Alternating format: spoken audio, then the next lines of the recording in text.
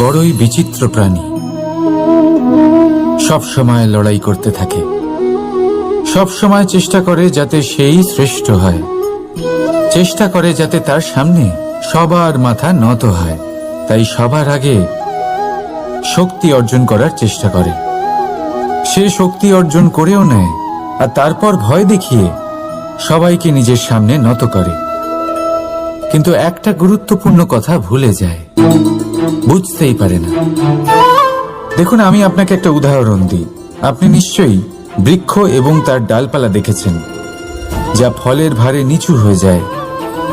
ফল পড়ে গেলে আবার সে উঠে যায়, তারপর আরও একটা ফল হয়, সেটাও পড়ে গেলে আবার উঠে যায়। সর্বদা নত থাকে না। কখনো হাঁটতে গিয়ে আপনি নিশ্চয়ই দেখে থাকবেন যে আপনার পা কোনো ফুলের ওপরে পড়লে তা নত হয়ে যায়, কিন্তু যেই আপনি পা সরান